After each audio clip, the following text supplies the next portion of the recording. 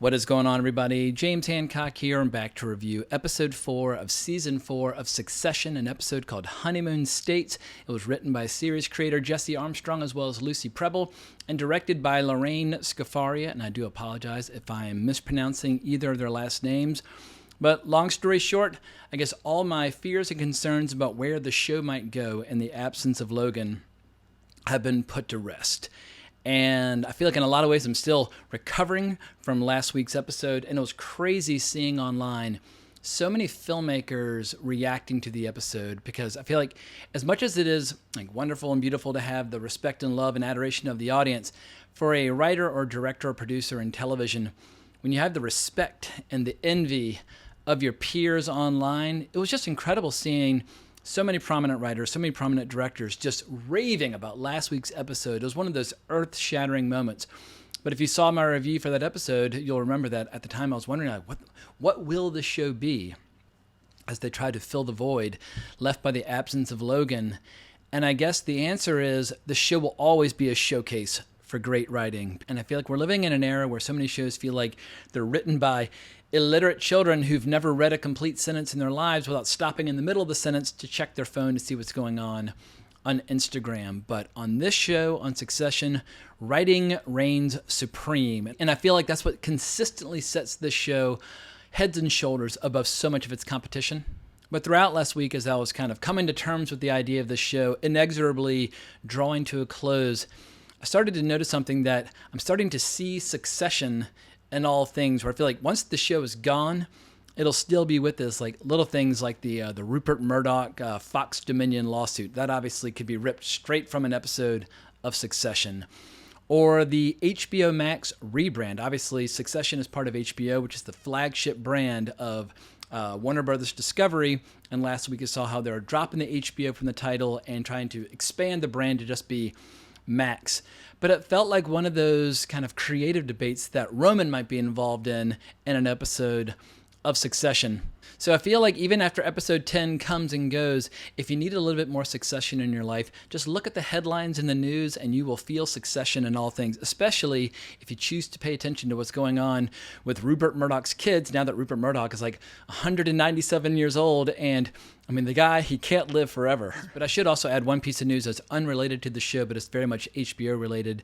The season 4 premiere of Barry was tonight, and I just started getting caught up on that show. I've gotten through season 1.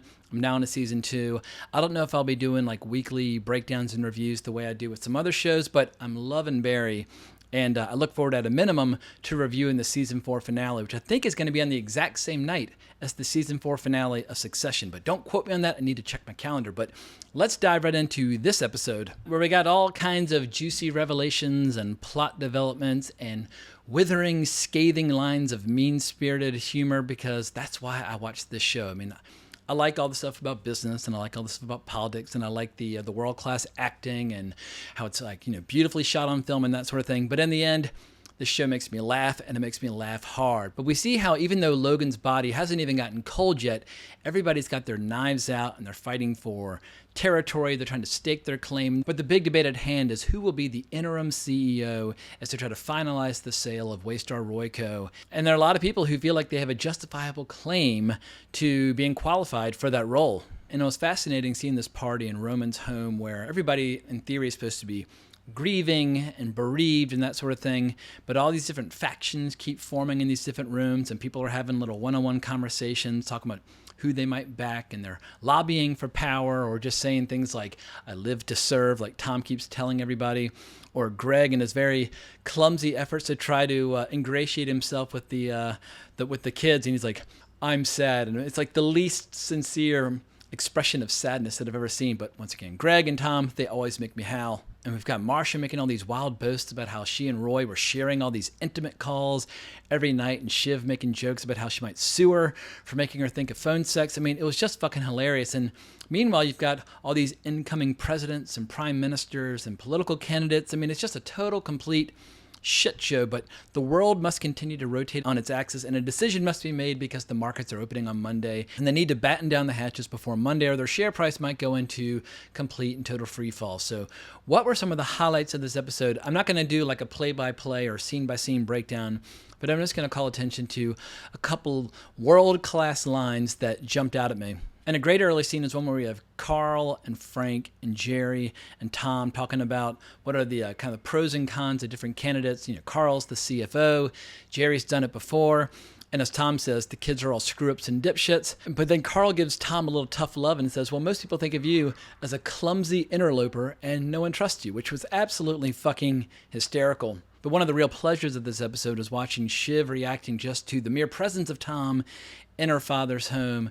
And just they do this amazing thing. I don't know if it's like a rack focus or a zoom or whatever the technique is, but they do a great job of whenever she is just narrowing her eyes and staring daggers Tom's way, the camera would just push it on her face, and it's just delightful each and every single time. And even though Logan's body's not quite completely cold, people are already busy dividing up the spoils, and we see Marcia making a deal with Connor to sell the place for $63 million then and there, to spit in a handshake, all that good stuff. But the main thrust of this episode surrounds this little piece of paper that's found in Logan's private safe, because Frank is one of the executors of Logan's estate.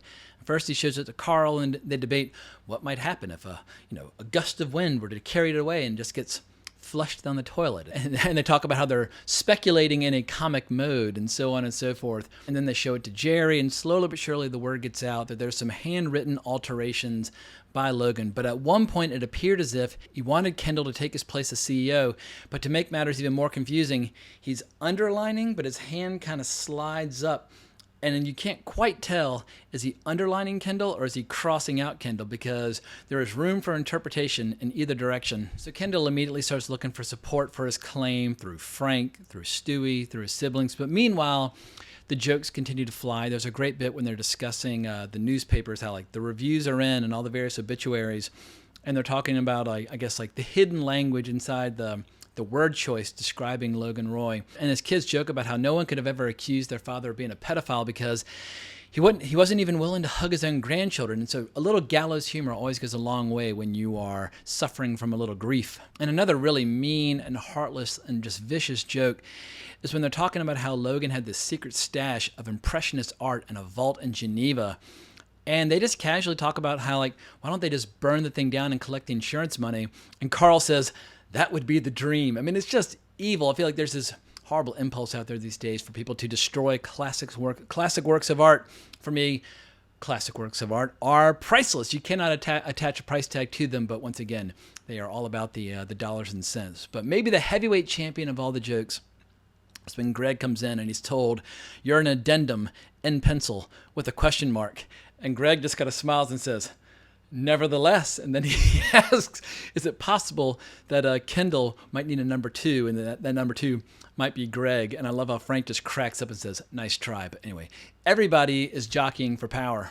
So the shit show continues with the expected arrival of Jared Mencken, who could be president this time next week. We also see, I can't remember the character's name, but actor Stephen Root is making a speech. And Connor actually makes a very keen observation about how a lot of people on the far right might be trying to rewrite the legacy of Logan and claim him after his death. And of course, Connor's got a very specific way of expressing what his father's politics were, but that's not completely in line with this new set that he's kind of been aligning himself with. But I love watching Tom and Greg during Stephen Root's speech, because every time Stephen Root says anything that's kind of highfalutin or overblown, Tom would just lean into Greg and talk some serious shit. And I'm always that asshole at weddings or at funerals or family gatherings where somebody's being a little pompous or taking themselves too seriously. I am that guy in the corner, like whispering into the ear of one of my brothers or one of my friends, because I just can't stand sanctimonious bullshit. But luckily, the jokes are just flying fast and furious. At one point, Kendall's making fun of Sandy's senility. When people ask about how his conversation went with them, he says, he asked, why is everybody at this sex party so sad? I mean, there were so many jokes at Sandy's expense. At one point, Shiv takes a little tumble going down some stairs, and she looks at Sandy and says, like, stop smiling, or something to that effect. But eventually the Game of Thrones and the wheeling and dealing and all starts to draw to a close, and we have a really gnarly confrontation between Kendall and Roman and Shiv. And Shiv feels like her brothers are trying to squeeze her out because they are trying to basically set themselves up as the co-interim CEOs, and that the board probably could go with that, but it probably can't go with 3. And she's like, look, if I'm not equal in every other respect, I will be so fucking pissed if you try to fuck me over. But They eventually come to terms. It's official. Kendall and Roman will step up from COO to interim CEOs. And with that decided, there's a little clandestine meeting between Carolina, Hugo, Kendall, and Roman, where they have to figure out, like, what are the various PR tactics to prop them up or to build them up to create a sense of calm and like confidence and certainty. And this is where we see certain seeds being planted that might lead to a schism between Roman and Kendall, because one of the possible tactics to build them up is to put out this story that in his waning days that Logan was starting to kind of fade or be a little, unreliable, or that he's a little foggy, and that his children were slowly but surely taking over more duties. And Roman's completely disgusted with the idea of tearing down his father's legacy in order to prop them up. But once Kendall and Hugo are one-on-one, he makes a reference to the quote-unquote bad dad stuff and says to start releasing some of it and to leave no fingerprints and leave no traces. But clearly Kendall is more than happy to damage his father's reputation and his legacy if it means that Kendall's going to be, built up as a result. I mean, who the hell knows what's going to happen between episodes 5 and 10?